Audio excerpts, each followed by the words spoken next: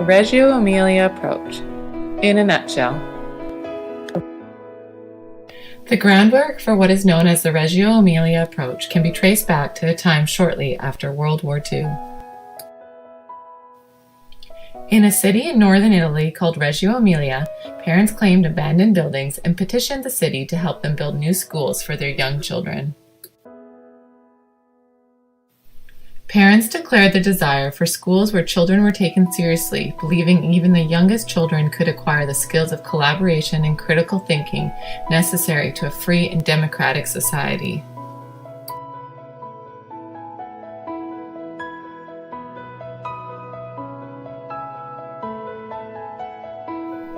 A young man named Loris Malaguzzi, who was inspired by their strong sense of purpose, soon joined the parents' efforts.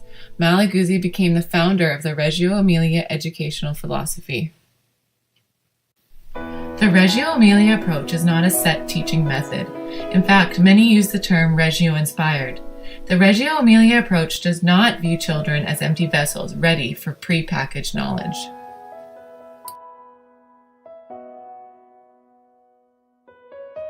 Children are viewed as strong, capable, and resilient, full of wonder and knowledge. Children are thought to have 100 languages, simply meaning they have multiple ways to express themselves, 100 ways to discover, think, play, invent, and imagine. Relationships are at the very heart of the Reggio Emilia philosophy. The Reggio Emilia philosophy is centered on three educators: the parent and teacher, the child, and the environment. It's the child's relationship with parents and teachers and the environment that ignites learning. The parents and teachers are both thought of as partners in the child's learning process. Parents take on the role of active partners and guides in the education of the child. Teachers, often working in pairs, assume the role of researcher and intentionally engage children in meaningful work and conversation.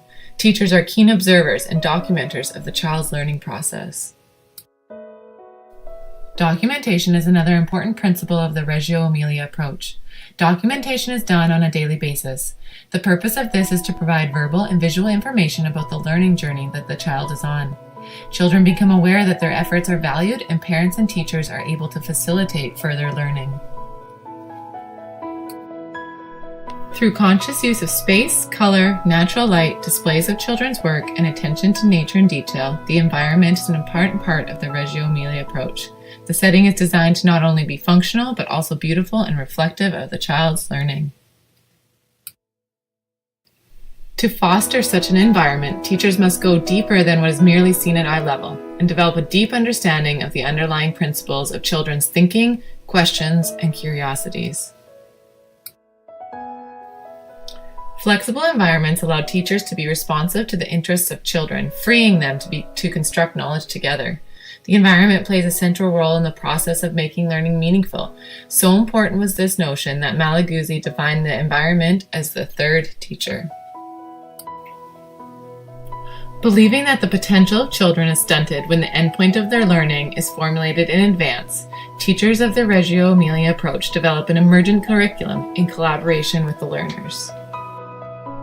Emergent curriculum is not a free-for-all. The emergent curriculum is built on the interest of the child.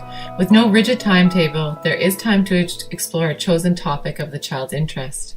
This requires teachers to actively seek out the interests of children. It's a perspective that is very different than our standard curriculum. Children are diverse, therefore teaching and evaluating using a standard is problematic. To value each child, teachers of the Reggio Emilia approach ensure that creativity and innovation are always present. To promote a hunger for learning, teachers create environments that celebrate the uniqueness of each child.